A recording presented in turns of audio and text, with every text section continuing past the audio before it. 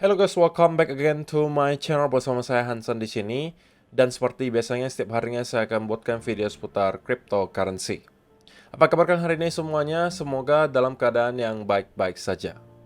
Teman-teman, di video hari ini saya akan menjelaskan kenapa menurut saya pribadi minggu depan akan menjadi minggu yang sangat volatil untuk Bitcoin dan kawan-kawan dan bisa menjadi penentuan pergerakan besar berikutnya. Diikuti juga tentunya kira-kira apa yang bisa kita expect berikutnya dari segi price action. So, stay tune terus sampai akhir video. Nah, sekarang kita bakalan mulai dari CoinMarketCap terlebih dahulu. Per hari ini secara global market cap kripto berada di angka 2,26 triliun dolar atau naik sekitar 0,11%. Nah, di top 10 coin sendiri kita melihat keadaannya sebenarnya mix. Sebagian ada yang hijau, ada juga yang merah, walaupun penurunan dan kenaikannya rata-rata nggak terlalu signifikan. Hanya 0, sekian persen hingga kurang lebih 1%. Dan yang menjadi top performer hari ini adalah Solana dengan kenaikan 1,45% menuju 146,58 dolar. So, itu adalah outlook sementara dari beberapa top coin yang ada. Sekarang kita langsung saja masuk ke beberapa data dan berita terbaru hari ini. Nah, alasan utama teman-teman, kenapa menurut saya minggu depan akan datang volatility yang sangat masif adalah karena banyak sekali data ekonomi yang sangat penting yang bakalan kita lihat dirilis di minggu depan. Dan mungkin di awal minggu belum akan ada yang terlalu signifikan, terutama mungkin di hari Senin ya. Kalau misalnya kita masuk ke hari Selasa, sudah ada yang cukup penting teman-teman. Dan ini termasuk high impact ya. Dimana pada hari tersebut kita akan melihat rilisnya data PPI month on month. Oke. Dan kemudian Fed Chair Powell speech. Jadi, selain ada data PPI di sini, kita juga akan melihat speech dari kakek Powell. PPI-nya di jam 19.30 waktu Indonesia Barat, sedangkan untuk speech-nya kakek Powell itu pukul 21.00 waktu Indonesia Barat. Jadi ini kemungkinan adalah event pemanasan gitu ya di hari Selasa nanti. Kecuali kalau misalnya kita melihat ada statement dari kakek Powell yang sangat-sangat surprising, yang sangat di luar ekspektasi, nah itu mungkin bisa menghasilkan volatility yang lumayan gila. Tapi kalau misalnya semua masih sesuai dengan apa yang dia sampaikan di FOMC kemarin, maka harusnya kita tidak akan melihat volatilitas yang terlalu signifikan, tapi setidak-tidaknya pasti akan ada volatility gitu. Karena biasanya memang kita melihat banyak sekali investor mencoba menginterpretasikan apa yang disampaikan oleh kakek Powell untuk menentukan kira-kira apa yang bakalan The Fed lakukan berikutnya. Oke, tetapi highlight utamanya untuk minggu depan sebenarnya baru akan datang di tanggal 15 Mei, teman-teman, atau hari Rabu nanti. Di mana pada hari tersebut kita akan melihat data core inflation rate dan juga inflation rate year on year. Belum lagi ada tambahan retail sales dan juga ada speech dari beberapa anggota Fed. Oke, jadi ini adalah highlight utama untuk minggu depan di hari Rabu tanggal 15 Mei. Pukul 19.30 waktu Indonesia Barat akan ada data inflasi lagi dari Amerika Serikat. Nah, untuk sementara teman-teman, ekspektasinya adalah atau prediksinya kita akan melihat penurunan dari angka 3,5% menjadi 3,4%. Nah, ideally kalau misalnya kita mau melihat market mengalami rally, maka yang kita mau lihat terjadi adalah penurunan inflasi itu lebih signifikan daripada perkiraan. Artinya kalau misalnya angkanya yang keluar 3,3 atau 3,2% atau bahkan 3,1, nah bagi saya itu akan menjadi boost lagi-lagi untuk market mungkin akan mendapatkan semacam rally. Tapi kalau misalnya kita keluar sesuai dengan ekspektasi menurun 0,1%, ya mungkin akan ada rally tapi mungkin nggak signifikan banget.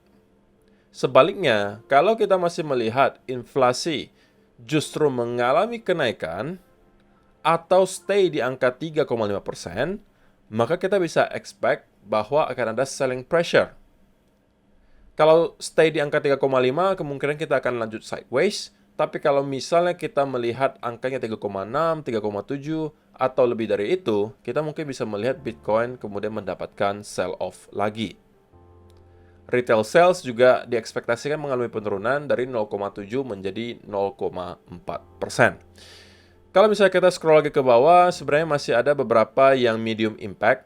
yaitu adalah speech dari beberapa anggota Fed, dan juga ada building permit itu di hari Kamis. Dan hari Jumat juga sama, ada beberapa anggota Fed juga yang akan memberikan speech. Jadi minggu depan itu full gitu ya, dari hari Selasa sampai Jumat itu ada berbagai event yang bisa atau berpotensi menggerakkan market, terutama nanti di hari Selasa dan juga Rabu. So teman-teman, kalau misalnya hobi melihat volatility, mungkin Selasa dan Rabu boleh pantengin market, terutama untuk kalian merupakan traders, kemungkinan bisa mendapatkan setup di sana. Kalaupun tidak dapat di cryptocurrency, kalian mungkin bisa cari di metal, contohnya gold, atau misalnya silver, atau misalnya di saham, atau misalnya di forex, indeks, dan lain sebagainya. Banyak yang bisa kalian tradingkan teman-teman sebenarnya daripada cryptocurrency. Tapi kalau misalnya kita bicara soal crypto, saya rasa juga akan ada volatility nanti di hari Selasa dan juga Rabu. Terutama apabila ada sesuatu yang di luar ekspektasi.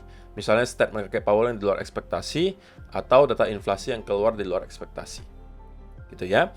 Jadi itu adalah yang pertama, teman-teman. Nah, kemudian kalau kita bicara spesifik soal Bitcoin, sebenarnya koreksi yang kita lihat kali ini tidak jauh berbeda dengan apa yang kita lihat sebelum-sebelumnya, teman-teman. Dari awal tahun 2023 atau akhir tahun 2022 bahkan hingga sekarang, ya kita sudah berkali-kali sebenarnya mendapatkan sebuah pattern yang sama, di mana kita ada mendapatkan satu buah shakeout biasanya ke bawah sebelum pada akhirnya kita mendapatkan rally. Dimulai ini menurut Mr. Crypto. Pertama, kita mendapatkan sebenarnya ada potensi di sini pembentukan falling wedge. Tapi kemudian itu gagal dan kita justru breakdown, membuat sebuah shakeout, dan itu adalah bottomnya. Dan kita kemudian rally. Di sini juga sama, kita konsolidasi, membuat satu fake out ke bawah dari area major support, dan kemudian rally. Di sini juga sama, kita membuat fake out ke bawah, kemudian rally. Di sini juga sama, kita fake out, kemudian rally. Nah, pertanyaan berikutnya, apakah kita telah menyelesaikan fake out tersebut gitu ya? Kemarin kita sempat mendapatkan wick yang cukup panjang ke bawah pada saat Bitcoin kembali menyentuh kurang lebih ke area 56.000, 55.000-an sebelum pada akhirnya rebound. Apakah itu akhir dari fake out-nya, ataukah kita justru masih akan membuat lower low baru? Nah, itu yang mungkin masih menjadi pertanyaan besar ya. Tapi selama area 60.000 mampu kita hold, maka saya rasa semakin lama kita terkonsolidasi di atas area 60.000, meningkatkan chance atau persentase bahwa yang kita akan lihat berikutnya adalah rally kembali ke atas. Ya mungkin ini kedengarannya sulit untuk dipercaya karena kita mungkin melihat 1-2 hari terakhir sell off-nya cukup kencang, tapi saya akan jelaskan nanti dari segi price action, apa yang saya maksud gitu ya. Dan yang terakhir teman-teman, sebagai perspektif saja bahwa kalau misalnya kita berbicara soal spot Bitcoin ETF, sebenarnya itu tidak hanya di Amerika Serikat adanya. Di luar negeri, di luar daripada US itu juga sebenarnya ada Bitcoin spot ETF. Di antaranya ada di Kanada, ada di Jerman, ada di Switzerland, ada di Kanada, Kanada tadi udah ya, Hong Kong gitu ya. Jadi banyak. Sebenarnya ada beberapa tempat yang juga menyediakan spot Bitcoin ETF. Dan jika kita totalkan semua yang dipegang oleh spot Bitcoin ETF dari seluruh negara, total yang mereka sudah pegang itu sekitaran 949.000 Bitcoin.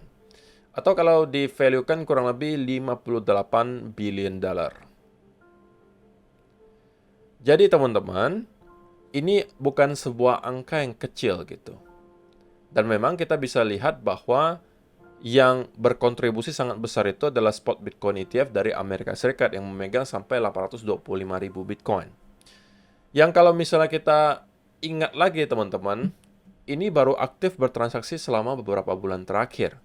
Sudah mengakumulasi 825.000 Bitcoin. Jumlah maksimum Bitcoin yang ada sampai kapanpun fix teman-teman. Maksimal hanya bisa sampai 21 juta koin. Dan kalau ini terus berlanjut sampai bertahun-tahun ke depan, ya kita bisa melihat spot Bitcoin ETF mungkin memegang sampai jutaan Bitcoin. Mungkin di tahun ini kita udah akan tembus 1 juta. Karena sekarang saja sudah 949.000 Bitcoin, teman-teman. Jadi mungkin kita bisa melihat nanti bisa sampai angka 1,5 atau bahkan 2 juta Bitcoin yang dipegang. Artinya kurang lebih 10% dari total semua Bitcoin yang pernah akan ada, itu bisa dipegang oleh spot Bitcoin ETF. bahkan bisa aja lebih gitu. Who knows? Tapi untuk sementara mereka telah berhasil mengakumulasi angka yang cukup besar.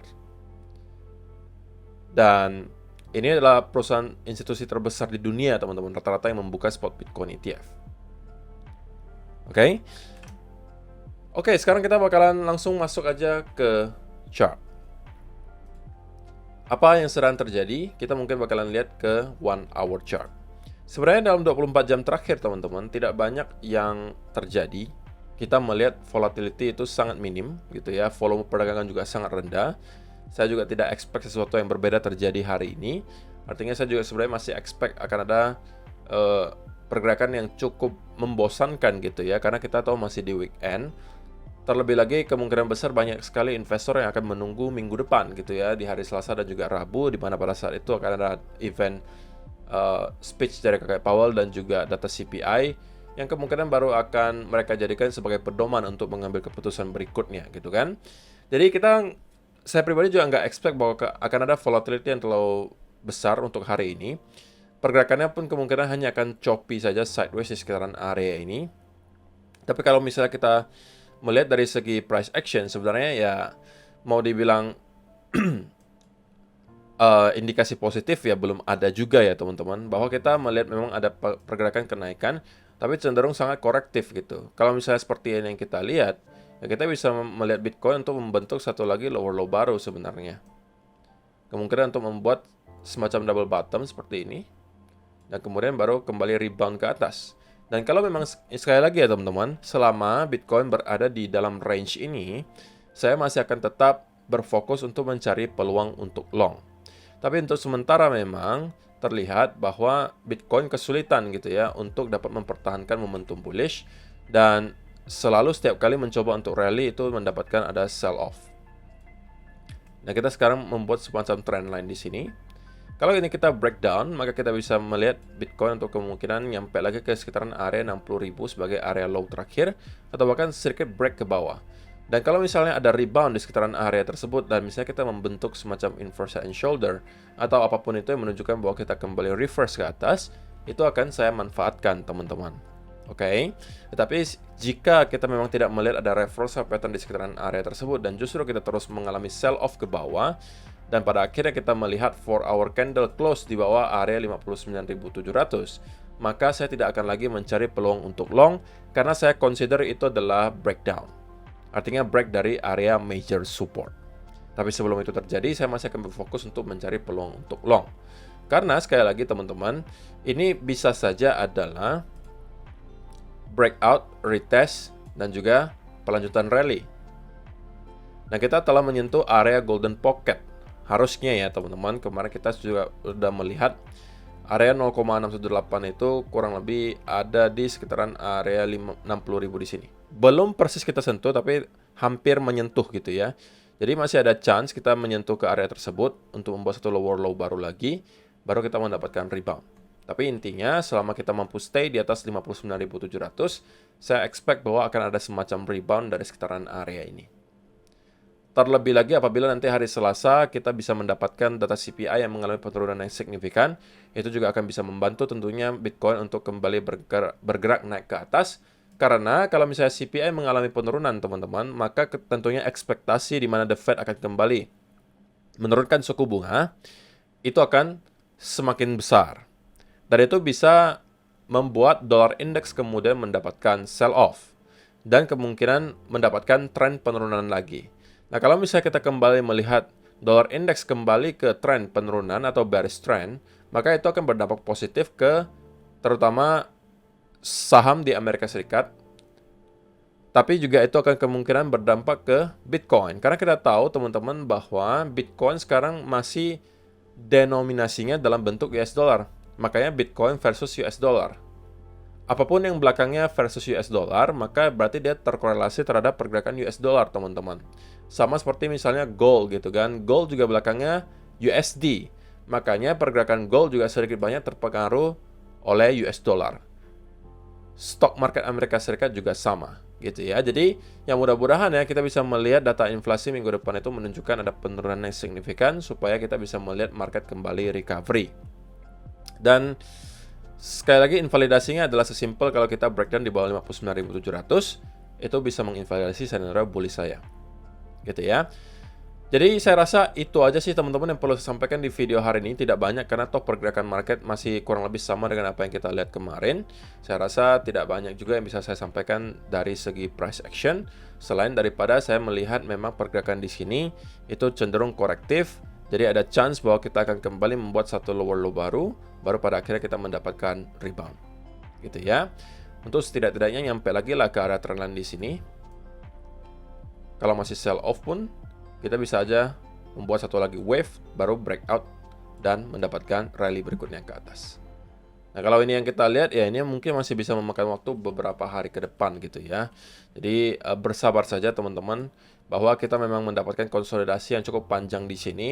Tapi ini memang adalah sesuatu yang sangat sehat untuk kita lihat, supaya para retail-retail kemarin yang sukanya FOMO, yang sukanya leverage dengan leverage yang sangat besar, itu supaya kecuci dulu. Supaya market kembali sehat, tidak terlalu banyak leverage yang ada di market, dan kita bersiap untuk kembali mendapatkan rally ke atas. Gitu ya. So, saya rasa itu aja. Terima kasih untuk kalian yang telah menonton sampai selesai video hari ini. Semoga bermanfaat untuk kalian semua. See you in the next video. Bye-bye.